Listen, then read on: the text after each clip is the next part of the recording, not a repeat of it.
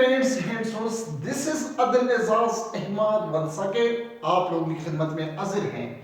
Dare source, आज के lecture में हम बहुत ही सिंपल और आसान सा और बहुत ही इंटरेस्टिंग टॉपिक आप लोगों के साथ शेयर कर रहा हूं। डेयर सोर्स, आज के शॉर्ट लेक्चर में हम किंगडम एनिमलिया का लेक्चर नंबर 5 रिकॉर्ड करते हैं, जो है फाइलम एस्केहेलमिंथस के बारे में। और इसका पुराना नाम है जो हम कहते थे नेमेटोडा, या इसको हम कहते हैं राउंड वर्म। डेयर सोर्स, अगर वाकई आप लोग चाहते हैं कि इस टॉपिक को क्लियर करें तो हमारे साथ लास्ट तक रहे। आई होप आप लोगों को इस शॉर्ट लेक्चर से बहुत कुछ सीखने को मिलेगा। इस शॉर्ट लेक्चर में हम फाइलम एस्केहेलमिंथस का इंट्रोडक्शन, उसकी इंपॉर्टेंट 13-14 जनरल कैरेक्टर्स आप लोगों के साथ शेयर कर रहा है। फिर डियर स्टूडेंट्स, हम उसकी जो है स्ट्रक्चर के बारे में, उसकी बॉडी सिस्टम के बारे में एंड इंपॉर्टेंस और एग्जांपल के बारे में आप लोगों के साथ शेयर कर रहा हूं। तो अगर वाकई चाहते हैं कि पूरा टॉपिक को क्लियर करें तो हमारे साथ लास्ट तक रहें। तो चलो स्टार्ट करते हैं। डियर स्टूडेंट्स, फाइलम एस्केहेलमिंथस, सबसे पहले पुराने जमाने में ये पहले इसको कहते थे नेमेटोडा। नेमेटोडा क्यों कहते थे? क्योंकि नेमेटोडा का जो लफ्ज है उसका मतलब है थ्री लाइक स्ट्रक्चर। उसका जो स्ट्रक्चर था वो थ्री लाइक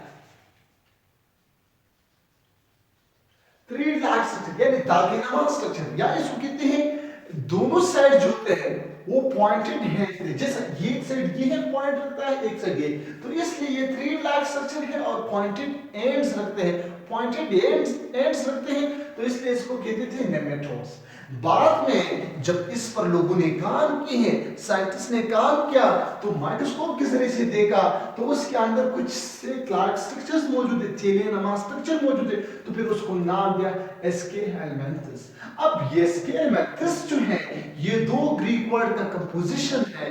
एस्केहेलमिंथस एस्को से निकला हुआ है, जिसका मतलब सेल, से का मतलब थैली, यानी थैलियानुमा स्ट्रक्चर। हेलमिंथस आप लोगों को पता है, हेलमिंथस का मतलब वर्म्स, वर्म्स, ऐसा वर्म्स जिसके अंदर जो है सेल-लाइक स्ट्रक्चर्स मौजूद है, तो उसको नाम दिया एस्केहेलमिंथस।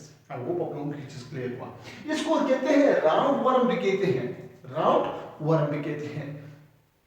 अब नेक्स्ट इंट्रोडक्शन की तरफ आते हैं। बहुत ही सिंपल है, बहुत इंटरेस्टिंग है, बस आप लोग सिर्फ देखते रहे, सुनते रहे, लिखते रहे और समझते रहे, कुछ है नहीं इसमें मुश्किल चीज।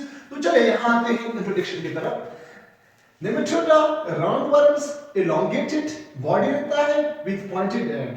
पॉइंटेड एंड इस तरह एंड्स रखते हैं, पॉइंटेड एंड्स, ठीक है, ये एंड जो है पॉइंटेड एंड रखते हैं, तो ये पॉइंटेड एंड्स रखते हैं और इसका स्ट्रक्चर थ्री लाइक है। इससे पहले इसको नेमेटोडा कहते थे, बाद में जब इस पर काम हुआ तो इसके अंदर कुछ सिक्केनुमा स्ट्रक्चर्स मौजूद, थैलियानुमा स्ट्रक्चर मौजूद है इस तरह, तो उसको नाम दिया एस्केहेलमिंथस, फाइलम एस्केहेलमिंथस। तो ये चीज आपको क्लियर, elongated वर्म है, लंबे है, elongated है, और इसके अंदर जो है पॉइंटेड एंड रखता है और थ्री लाइक स्ट्रक्चर है।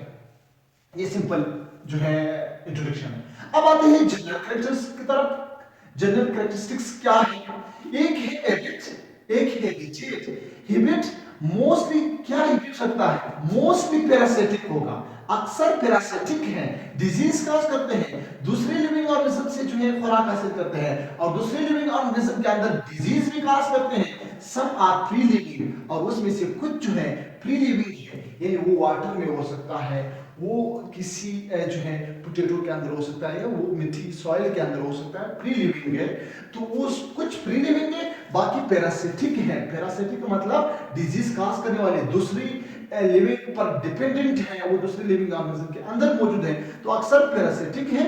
और हैबिटेट कहां पे मौजूद है? ये जो मसल्स, मस्कुलर यानी मसल्स के अंदर, इंटेस्टाइनल भी हो सकता है, इंटेस्टाइनल पैरासाइट है, ह्यूमन के अंदर, एनिमल्स के अंदर, ह्यूमन बॉडी के अंदर जो मौजूद होते हैं, इंटेस्टाइन के अंदर अक्सर मौजूद होते हैं। दूसरा, बॉडी सिमेट्री कैसा है? बायलैटरल है। कौन सा सिमेट्री है? बायलैटरल सिमेट्री है, जिसको नोट करते रहे, बहुत इंपॉर्टेंट चीजें हैं। बॉडी कैविटी क्या है? सीडोसिलिमेट है, इसको हम कहते हैं हेमोसेल्स भी कहते हैं, हेमोसेल्स। ये सीडोसिलिमेट्स क्या है? सिलिमेट जो है एक सिलिमेट्स थे जिसके अंदर ट्रू बॉडी कैविटी मौजूद था। यानी मेसोडर्म ने अगर क्यूवेटी बनाया हुआ था, मेसो एक साइड पे भी मेसो लेयर, दूसरे साइड पे भी मेसो लेयर, दरमियान से जो क्यूवेटी बनता था तो उसको कहते थे सिलेमेट्स, और जिसके अंदर बिल्कुल क्यूवेटी है ही नहीं तो उसको कहते हैं एसिलेमेट्स, और जिसके अंदर क्यूवेटी है लेकिन मेसो लेयर ने नहीं बनाया, मेसोडर्म ने नहीं बनाया, क्यूवेटी है लेकिन मेसोडर्म ने नहीं बनाया, तो उसको कहते हैं स्यूडोसिलेमेट्स। उसको हम क्या कहते हैं? स्यूडोसिलेमेट्स, यानी फॉल्स, ट्रू सिलेमेट नहीं है, ट्रू क्यूविटी नहीं है, तो उसको हम कहते हैं स्यूडोसिलेमेट। तो इसका मतलब स्यूडोसिलेमेट का मतलब यानी ट्रू क्यूविटी इसके अंदर नहीं है। ट्रू वो है जो मेसोडर्म ने बनाया है। यहाँ पे मेसोडर्म, एक साइड में मेसोडर्म है, दूसरा साइड पे जो एंडोडर्म के दरमियान क्यूविटी बन गया, तो इसलिए इसको कहते हैं स्यूडोसिलेमेट्स। नोट करते हैं रेडियो सोर्स। बॉडी लेयर क्या है? ट्राइप्लोप्लास्टिक है। ट्राइप्लोप्लास्टिक, इसके अंदर 3 लेयर्स है, एक्टोडर्म, मेसोडर्म, एंडोडर्म मौजूद है। फिर सेल्युलर ऑर्गेनाइजेशन, इसके अंदर ऑर्गन सिस्टम मौजूद है।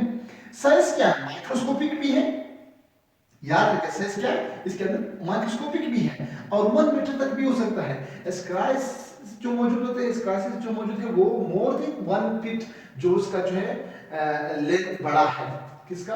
स्क्राइस, ठीक है, 1 फीट से जो है उसका लेंथ लंबे है। एक्सक्रीटरी सिस्टम, प्रोटोन निफ्रोडियम मौजूद है, इसके अंदर एक ट्यूब मौजूद है, एक जो है ट्यूब है, एक साइड पे माउथ मौजूद होगा, दूसरा साइड पे जो है इनस मौजूद होगा। इस ट्यूब को क्या कहते हैं? प्रोटोन निफ्रोडियम, जो एक्सक्रीटरी सिस्टम की तरह काम कर रहा है, जो इंटीरियर पार्ट में मौजूद होगा, माउथ होगा, और पोस्टीरियर पार्ट में जो है इनस होगा, दरमियान में ट्यूब को क्या कहते हैं?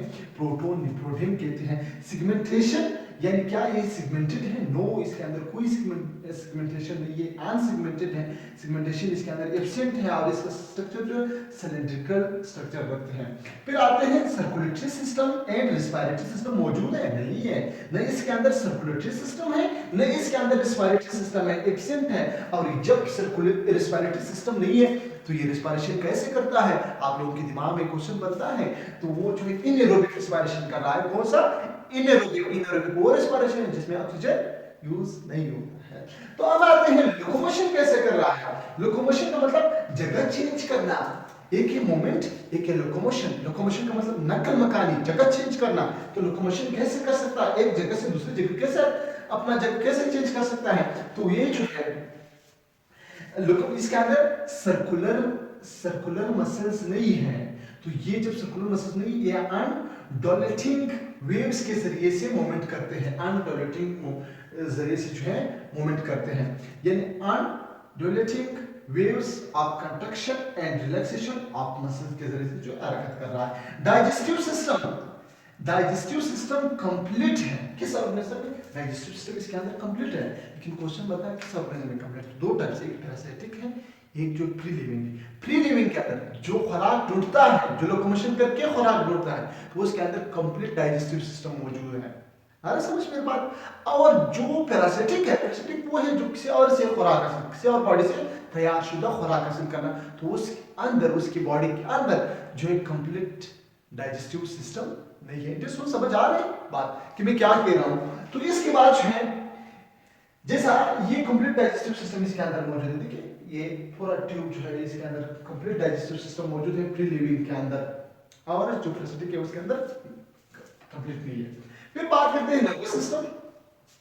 इसके अंदर नर्व रिंग्स मौजूद होते हैं। ये देखिए एक वर्म है, कोई भी वर्म जो है, आप एग्जांपल दिमाग में रखिए, स्क्राइसिस लिम्ब्रिकॉइड्स दिमाग में रखिए कि उसके अंदर आकर मैं एग्जांपल बता रहा हूँ। ये स्क्राइसिस लिम्ब्रिकॉइड्स का एग्जांपल मैं बता रहा हूँ। फॉर एग्जांपल वो भी इसका एक मेंबर है एस्केलेंथस का, तो उसके एग्जांपल कोई भी आप दिमाग में रखें तो उसके अंदर एक कैरेक्टर्स होंगे।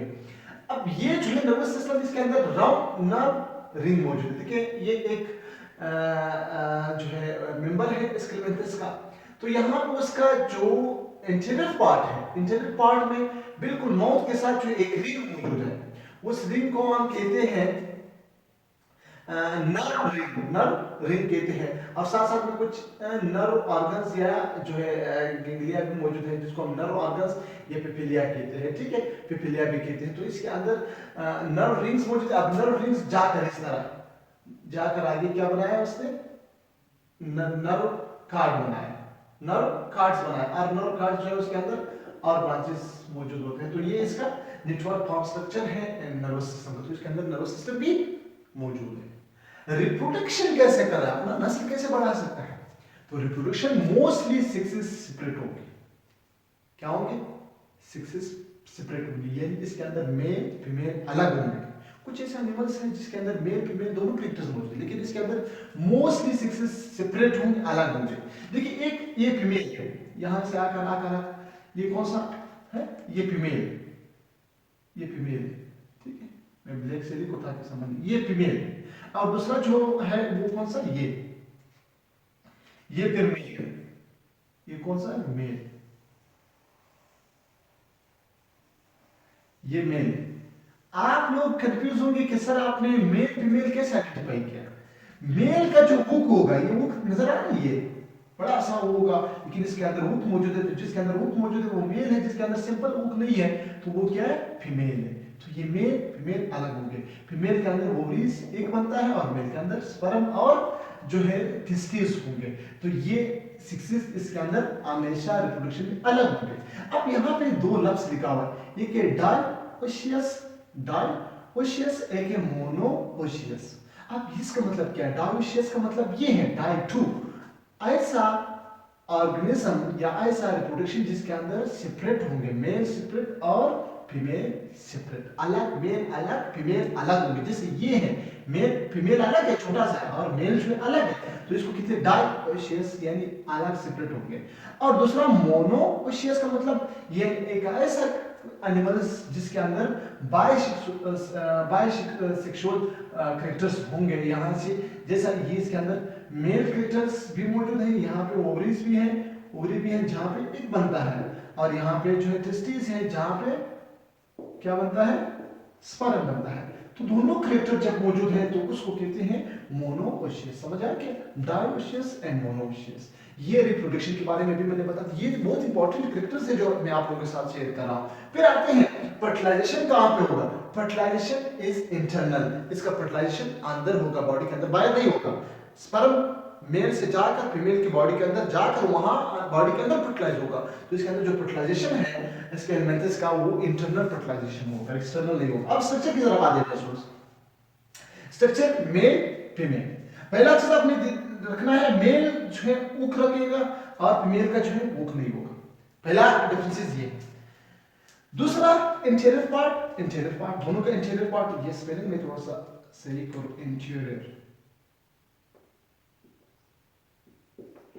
इंटीरियर पोर्शन, इसका भी इंटीरियर पोर्शन और मेल का भी इंटीरियर पोर्शन। मेल के अंदर हुक है और फीमेल के अंदर हुक नहीं है, ये तो सब आप समझ आए। पहला यहाँ पे क्यूबिटी में इंटीरियर पार्ट में जो ऊपर लेयर होगा क्यूटिकल मौजूद है जो इसका प्रोटेक्शन कर रहा है। दूसरा यहाँ से ये माउथ होगा, मुंह होगा, मुंह के बाद जो ये रेड कलर का जो आया है, रेड कलर का नजर आ रहा है, ये इंटेस्टाइन होगा, यानी डाइजेस्टिव सिस्टम होगा। ये रेड कलर देखिए यहाँ से आया है यहाँ, ये क्या है? इसका इंटेस्टाइन या डाइजेस्टिव सिस्टम होगा, ये भी समझना है। फिर यहाँ पे ये ऊपर जो है इंटीरियर पार्ट में ये ग्रीन मौजूद है, उसको नर्व रिंग कहते हैं। नर्व रिंग से फिर जो है नर्व्स निकल करके नर्व कार्ड्स बनाते हैं, नर्व कार्ड्स पे मैसेज इकट्ठे करते हैं, इसलिए तो नर्व रिंग यहाँ पे मौजूद है। नर्व रिंग के बिल्कुल नीचे क्या चीज मौजूद है? क्योंकि मेल है इसके अंदर टेस्टिस, स्मॉल टेस्टिस मौजूद है। अब वो टेस्टिस से एक ट्यूब निकला है जिसको वास डिफरेंस भी कहते हैं, जिसमें जो है स्पर्म टेस्टिस में बंद करके प्रोड्यूस होकर वास इसमें जाते हैं, वहां स्टोर होते हैं, फिर वहां से सेमिनल वेसिकल्स में चले जाते हैं, सेमिनल वेसिकल्स में चले जाते हैं, फिर सेमिनल वेसिकल से वो जाकर फीमेल की बॉडी में एंटर हो जाते हैं। फिर इसके बाद अब ये रेड कलर का जो नजर आ रहा है, ये सारे क्या है? डाइजेस्टिव सिस्टम है। ये सारा क्या है? डाइजेस्टिव। यहां से इन माउथ से स्टार्ट होकर इनस यहाँ पे खत्म हुआ है, तो इसलिए इसका डाइजेस्टिव सिस्टम एलिमेंट्री होगा, एलिमेंट्री कैनाल होगा, ट्यूब रखेगा। तो इसका जो डाइजेस्टिव सिस्टम था यहाँ पे मैंने बताया कि किधर है डाइजेस्टिव सिस्टम, इसका कंप्लीट मौजूद है, क्योंकि इसके अंदर कंप्लीट माउथ अलग और इनस अलग। नीचे जो ऊपर इंटीरियर, नीचे जो पोस्टीरियर, माउथ जो होगा वो इंटीरियर पार्ट में होगा और इनस जो है इसका पोस्टीरियर, ये पोस्टीरियर पार्ट, ये इंटीरियर पार्ट है। फिर इसके बाद ये एंड जो है यहाँ से जो एक्सप्रेशन होगा ये इसका इनस है, और ये जो मोर का है उसको हुक कहते हैं और यहाँ पे स्पाइकोल कहते हैं। हैं, ठीक है, स्पाइकल 2 पार्ट्स होते हैं। तो ये सिंपल सा इसका स्ट्रक्चर है। अब फीमेल के अगर स्ट्रक्चर की बात करो तो ये फीमेल जो है ये इंटीरियर पार्ट, ये पोस्टीरियर पार्ट आ रहा है समझ। इंटीरियर पार्ट में पहला माउथ होगा, क्यूटिकल होगा।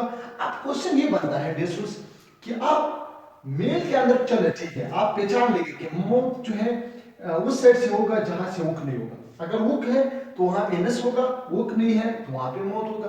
फीमेल का दोनों पार्ट्स इक्वल हैं तो आप माउथ एनस को कैसे आइडेंटिफाई करोगे? तो वो इस तरह डिपेंड कर सकते हैं। जब आप इसको माइक्रोस्कोप के जरिए से उसको देखते हैं तो माउथ की साइड पे कुछ लोब्स नजर आएंगे, कुछ चेंबर्स नजर आएंगे छोटे छोटे। तो जिस साइड पे चेंबर्स है तो वहां पे क्या होगा? माउथ होगा। तो माउथ जो है एंटीरियर पार्ट में, फिर क्यूटिकल लेयर मौजूद है, फिर नर्व रिंग मौजूद है, वही नर्व रिंग्स, फिर नर्व रिंग से क्या निकला हुआ है? नर्व रिंग से जो है इस तरह नर्व निकला हुआ है, या नर्व कार्ड्स बनाया गया है, ये नर्व कार्ड्स नर्व रिंग से निकला हुआ है। फिर यहाँ पे एक छोटा सा सुराख होगा जिसको कहते हैं जेनिटल पोर। जेनिटल पोर ये आपने नोट करना है। जेनिटल पोर का मतलब कि वो पोर है जहां से स्पर्म इंटर हो जाते हैं। ये पोर है, यहाँ से मेल से स्पर्म जाकर इस जेनिटल पोर में चले जाते हैं, फिर वहां फर्टिलाइज होकर के अंदर फर्टिलाइजेशन हो जाते हैं। तो ये जेनिटल पोर जहां से स्पर्म जो एंटर होता है। फिर इसके बाद एक ट्यूब है जिसको ओवरी डक्ट कहते हैं। फिर ओवरीज है, ओवरीज में एक बनता है, प्रोड्यूस होता है, और इसके अंदर 2 यूट्रस होगा, यूरेटर्स होगा, ठीक है, 2 यूरेटर्स होगा। यहाँ पे मेल के अंदर क्या था? सिमिलर वेसिकल एक ही था, एक साइड पे था। यहाँ पे ओवरी जो यूरेटर्स जो है 2 है, एक साइड पे भी है, दूसरी साइड पे भी मौजूद। तो आप सिर्फ सिंपल कुछ पॉइंट्स बता रहा हूँ, आप नोट करें सारे। सचिन आपके दिमाग में नहीं है, जो मेरे पॉइंट्स है वो आप नोट करते हैं।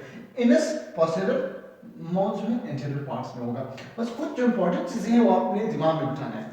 अब बात करते हैं बॉडी सिस्टम की तरफ। यहां समझ आ गया कि मैंने क्या, एक मैंने इंट्रोडक्शन के बारे में बात की है, दूसरा जनरल कैरेक्टर्स, फिर उसकी जो है मैंने स्ट्रक्चर की बात की। अब आते हैं बॉडी सिस्टम एंड इंपॉर्टेंस की तरफ। कि सिस्टम में जो है बॉडी सिस्टम में कौन सा सिस्टम मौजूद है? पहला डाइजेस्टिव सिस्टम, एलिमेंट्री कैनाल मौजूद है। कैनाल एक ट्यूब मौजूद है इसके अंदर, जैसे मैंने बताया कि एक ट्यूब मौजूद है, alimentary canal, digestive system. Excretory system, इसके अंदर 2 लॉन्गिट्यूडिनल कैनाल्स मौजूद है। एक्सक्रीटरी 2 सेट में जो है कैनाल मौजूद है, जो excretory system. Nervous system, nerve rings and cards मौजूद है, नर्व कार्ड्स मौजूद है, जो आपने बात की है। सर्कुलेटरी सिस्टम नहीं है, इसके अंदर कोई सर्कुलेटरी सिस्टम नहीं है। रेस्पिरेटरी सिस्टम भी नहीं है, इसके अंदर एब्सेंट है, तो इनएरोबिक रेस्पिरेशन कर रहा है। रिप्रोडक्शन जो है सेपरेट होगा, मेल अलग फीमेल अलग। इंपॉर्टेंस क्या? अब इंपॉर्टेंस इसका ये इंपॉर्टेंस है कि ये डिजीज काज करते हैं। क्या करते हैं? मोस्टली कॉज सीरियस डिजीज, ये बहुत सीरियस डिजीज काज करते हैं, ये इसका इंपॉर्टेंस। तो ये इसका नुकसान है कि क्या कर रहा है? डिजीज काज करता है। तो इसका एग्जांपल भी मैंने 3 एग्जांपल लिखा हुआ है, बल्कि 4। एक है स्क्राइस लम्ब्रिकॉइड्स। स्क्राइस लम्ब्रिकॉइड्स है जो ह्यूमन इंटेस्टाइन के अंदर मौजूद है, ह्यूमन इंटेस्टाइनल पैरासाइट है, काज सीरियस डिजीज जैसा एनीमिया, एब्डोमिनल पेन, प्योर कफ। अब कफ कैसे डिजीज काज करते हैं? इंटेस्टाइन के अंदर मौजूद है, तो आप कंफ्यूज हो नहीं, ये क्या कर सकते हैं? मूवमेंट करके लंग्स तक भी पहुंचता है अगर आपने इसके ट्रीटमेंट नहीं किया तो। लंग्स में जाकर वहां से लंग्स खराब करते हैं, लंग्स डैमेज हुआ तो आप कपिंग शिकार भी होगा। समझ आ गया?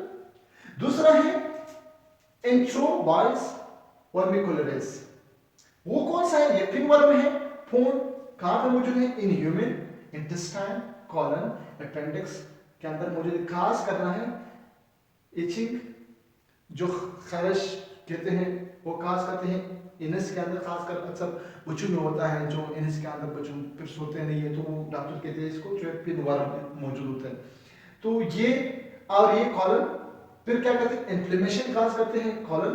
कॉलन एक सेगमेंट है, एक पार्ट है स्मॉल इंटेस्टाइन का कॉलन को, और अपेंडिक्स के अंदर जो है इन्फ्लेमेशन भी काज करता है। फिर है एस्केलोस्टोमा डोडेनेल। वो क्या है? वो वर्म है, ये भी इंटेस्टाइनल वर्म है, ये भी बहुत सीरियस डिजीज काज करते हैं। ये खासकर इसकी वजह से ब्लीडिंग भी आते हैं, ब्लीडिंग खास करते हैं कि इंटेस्टाइन से ब्लीडिंग आते हैं। फिर फ्री राउंड वर्म्स मौजूद होते हैं, जो पोटैटोज के अंदर भी हैं, और ऑनियन के अंदर भी है, वाटर के अंदर भी है। वो फ्री जो है राउंड वर्म्स मौजूद होते हैं, अक्सर वेजिटेबल्स में मौजूद होते हैं। तो दोस्तों आज के शॉर्ट लेक्चर में बहुत इंपॉर्टेंट चीजें आप लोगों के साथ डिस्कस किया कि जो है फाइलम एस्केलमेंथस क्या है, इसको नेमाटोडा क्यों कहते हैं, ये राउंड वर्म क्यों है, क्योंकि इसके अंदर राउंड वर्म जो है मौजूद होता है, अक्सर जो है राउंड वर्म है। फिर इसकी जनरल करेक्टर्स कौन से थे, जो इम्पोर्टेंट जनरल करेक्टर्स आप लोगों के साथ शेयर किया, फिर उसकी स्ट्रक्चर और उसकी बॉडी सिस्टम इंपॉर्टेंस एग्जाम्पल आप लोगों के साथ शेयर किया। अगर इस लेक्चर से आप लोगों का कुछ भी फायदा हुआ है तो लाजमी अपने दोस्तों के साथ शेयर करें और अपनी खास दुआ में अदल एजाज हिम्मत को हमेशा याद रखें। अल्लाह हाफिज़।